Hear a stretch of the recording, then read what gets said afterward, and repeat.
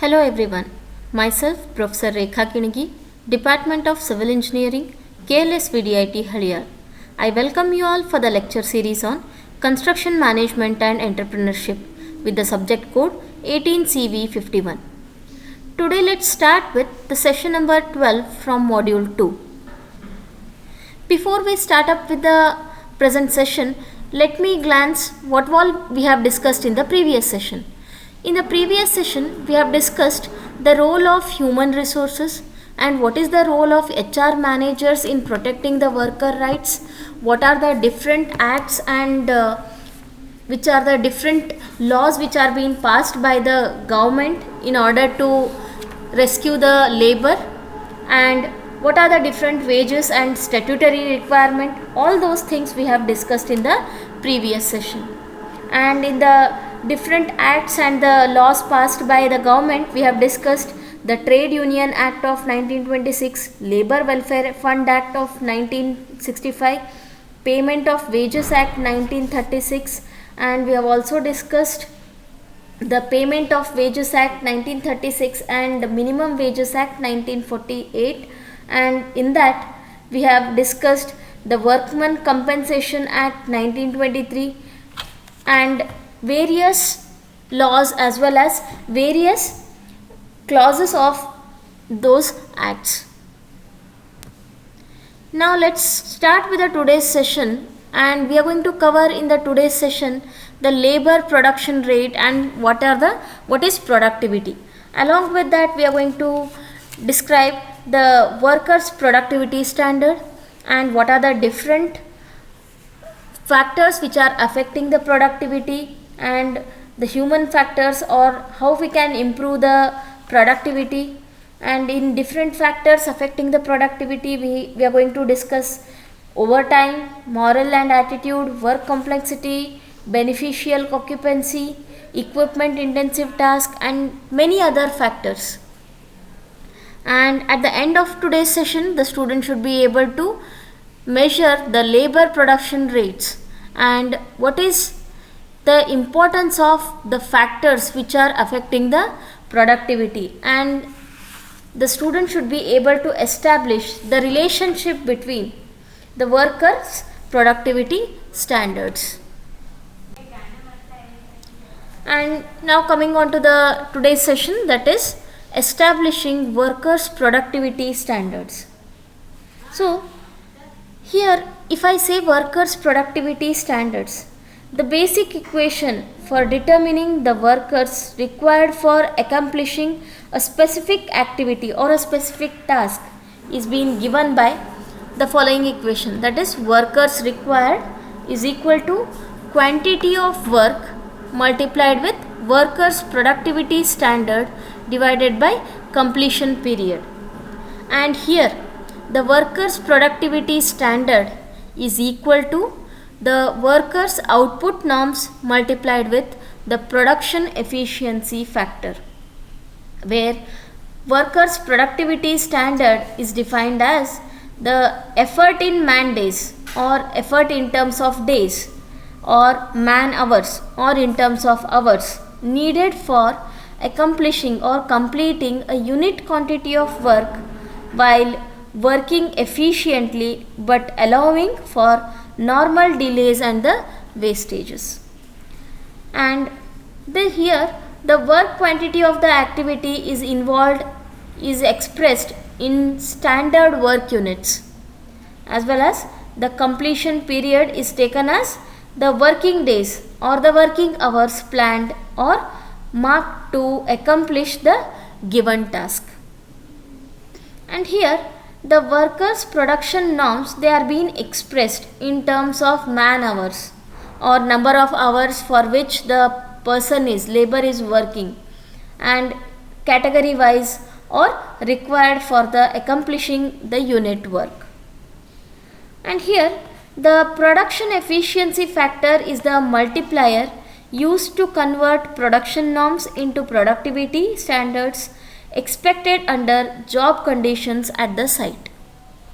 And in this, the basic equation for determining manpower, the quantity of work to be performed, can be accurately estimated from the construction drawings and the specifications.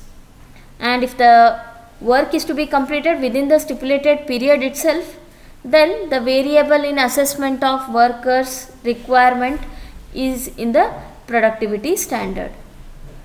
And the method of computation of workers' requirement is simple, but in actual practice the assessment of the productivity efficiency and hereby the workers' productivity standard it is at the most challenging task faced by the project manager or the project planners, what we can see. Now let's start with the labor production rate or productivity. Before we start up with this, let's discuss the workers' production planning norms. Here the workers' production planning norms indicates the extent of efforts which are required in terms of man hours or in terms of man days to accomplish a unit quantity of specified work or the task. And those norms they are referred as workers' productivity norms. So now coming on to the labor production rate. So here the productivity norms they are expressed as the effort in direct man hours of the workers which can be identified with the execution of some work or the task, or they do not include the indirect supporting or the administrative people, that is administrative people in the organization who are estimated separately. And this productivity it may be defined as the rate of transformation of the inputs into the output in a productive operation. And in order that we may produce the product or the provide a service, we must have the resources in the form of men, machine, material or money, or in a broad sense to talk about the productivity means goods and services which are being produced in relation to the resources utilized in producing the same. And this labor productivity it can be defined as the ratio of output and the labor input. That is, it is the productivity of an industry measured in terms of labor input. And for the purpose of productivity also, the analysis average product rather than the marginal is being considered relevant because the average product or the marginal what we consider it fails to reveal the actual and the potential level of productivity in their respective character. So the input of labor may be taken as the number of workers or the man hours worked during the period. And this ratio can be computed for one worker or the group of workers in a unit of work or for the plant as a whole depending upon the need.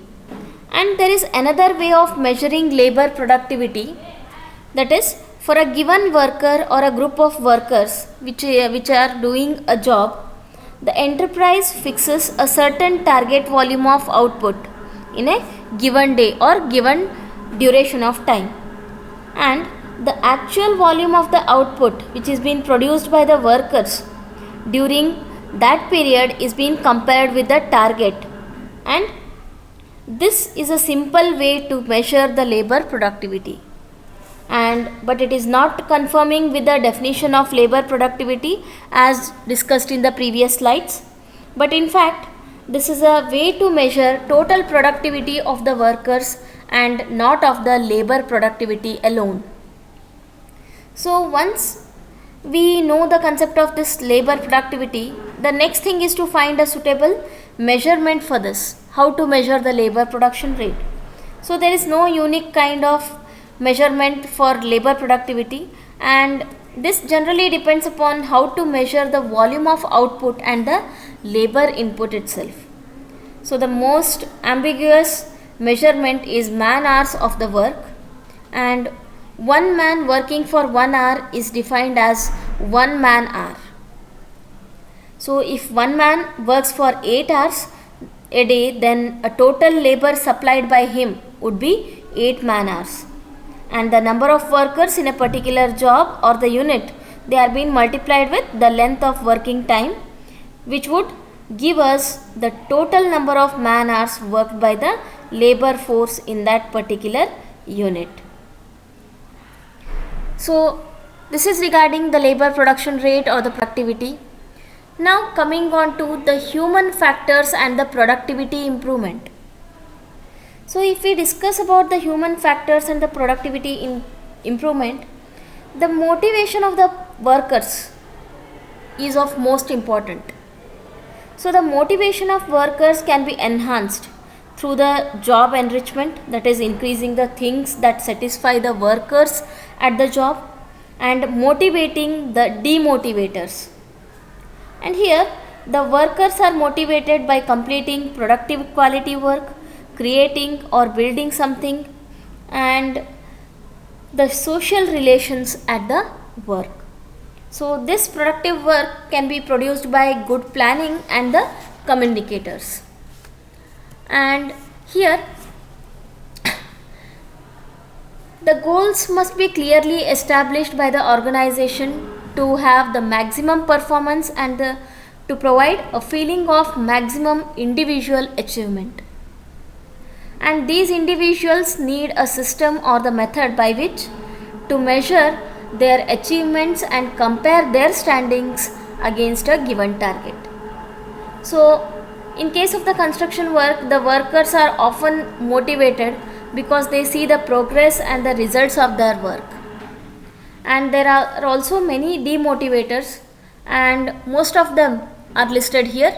That is non-availability of right material, tools or the equipment, poor relation between the workers and management, poorly organized projects, breakdown in the communication, lack of recognition of outstanding efforts, disrespectful treatment, unfair work assignments, incomplete engineering or the design work, poor supervision, unfair work assignments, and rework, no participation in the decision making process, and restrictive or the burdensome procedures. So these are some of the or most commonly included demotivators.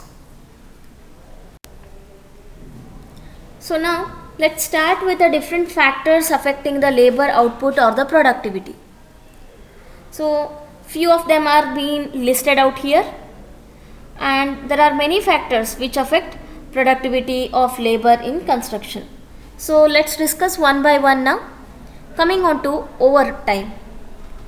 Here the scheduling of the extended work days or the weeks exceeding a standard 8-hour duration per day or 40 hours a week lowers the work output and the efficiency through the physical fatigue or poor mental attitude.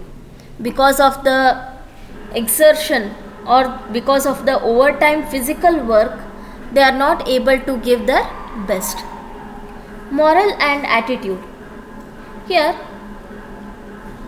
everyone should have the spirit of work based upon willingness, confidence, discipline and cheerfulness to perform the work or the task which can be lowered due to variety of issues, that is increased conflicts, dispute between the different classes of workers, and excessive hazards, overtime work, over inspection by the management, multiple contract changes and disruption of work rhythm, poor site condition, absenteeism and so on. And the work complexity. A simple familiar work is easier to execute than an unfamiliar with and complex work. And for the complex work, the extra effort is needed for the labor to complete the work, especially in the initial stages, and may range from 10 to 100% of the normal expected productivity. Coming on to the repetition of work. So while The first time execution of the unfamiliar work, it needs extra effort, but it results in low output and the skill acquired in the process, and when the utilized it is being utilized over a period of time to execute similar works, then the labor will be having higher experience and it improves the productivity rate. And as a thumb rule, the improvement in the productivity rate can be taken from 5 to 15% for each of the repetition. As and when the labor goes on doing the similar kind of work, the productivity of the work increases. Quality of work or quality control. So the quality control is a sensitive project, like in the construction project for a nuclear reactor, calls for the frequent inspections, and it involves elaborate documentation as well as time consuming tasks.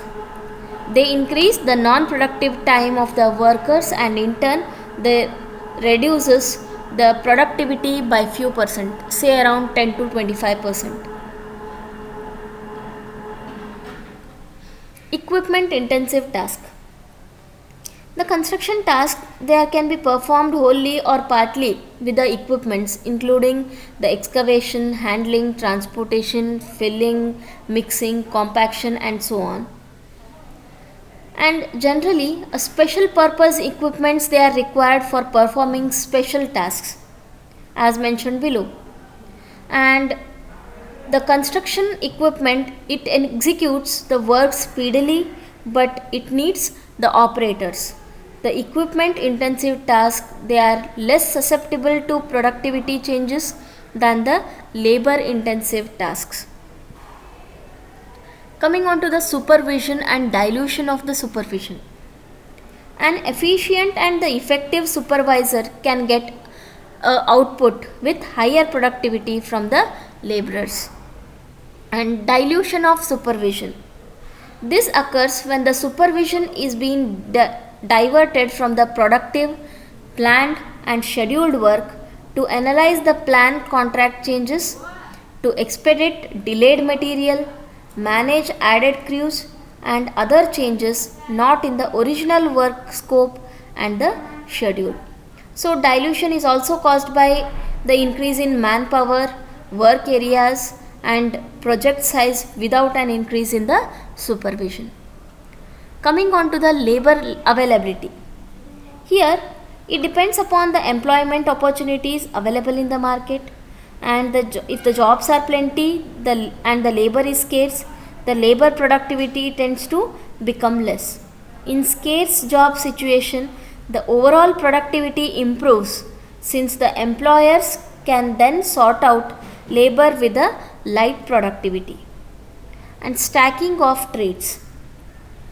This occurs when the operations take place within the physically limited space with another contractors, resulting in congestion of the personnel, that is human resource, inability to use the local available materials, that is conveniently, and increased loss of tools and etc. Coming on to joint occupancy. This occurs when the work is scheduled utilizing the same facility or the same work area that must be shared or occupied by the two different projects and not anticipated in the original plan. Now let's discuss few more factors affecting the productivity, that is beneficial occupancy. This is a result of working over, that is overtime working around and close proximity to other projects, owners, personnel or the production equipment, and which may cause noise limitations, dust and other hazardous risk. So this may prevent and cause excess restrictions.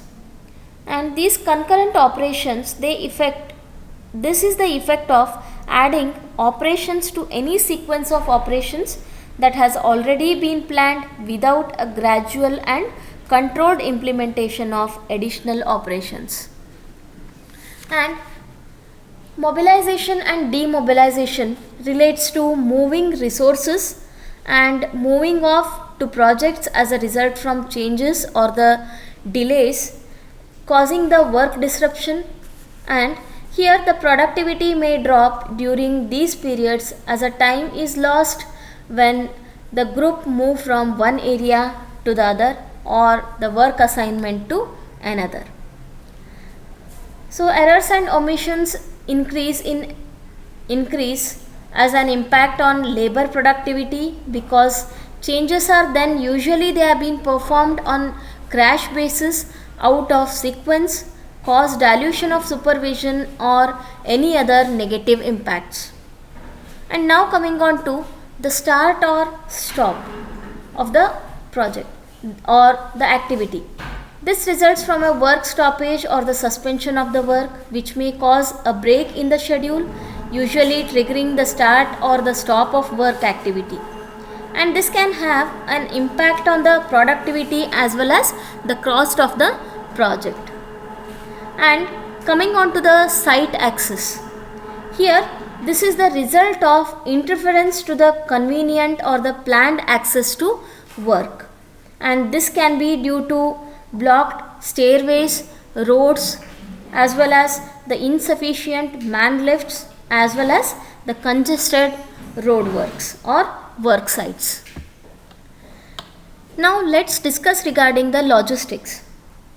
Here the insufficient or the poor material handling and over furnished material, procurement practices or the lack of control can cause procurement or the delivery problems as well as the other issues related to that.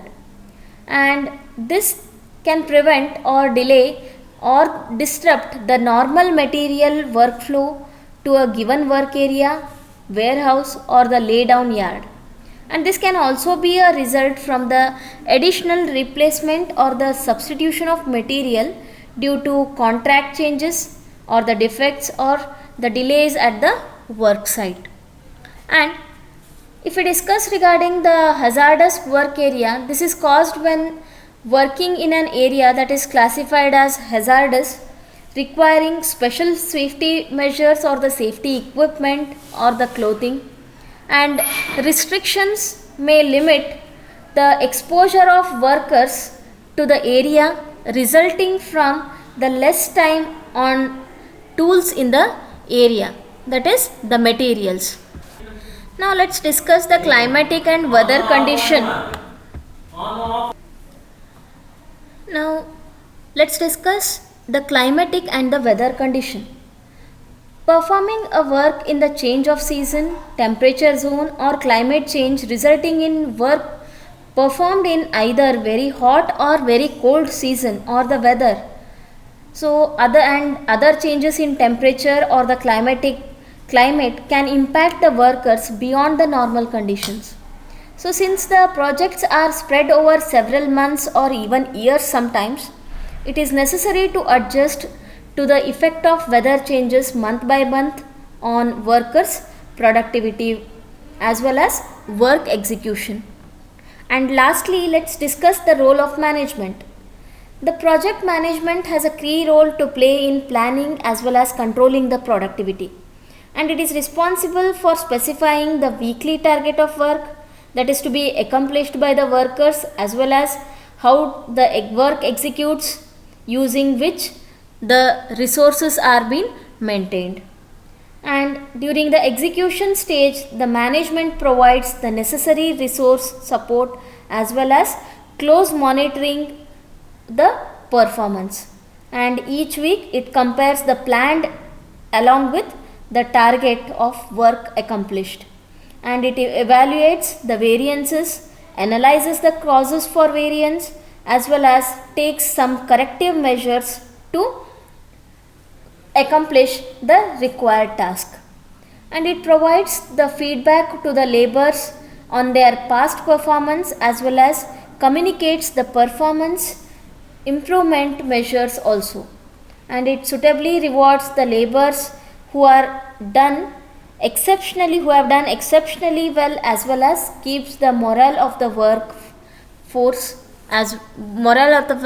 workforce very high.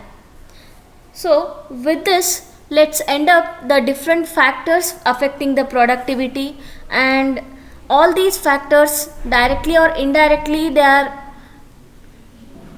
the reason for the productivity or the efficiency of the organization, or how well the workforce or the human resources are working in a organization, and so on. So that's all. Hello everyone, myself Professor Rekha Kinigi, Department of Civil Engineering, KLS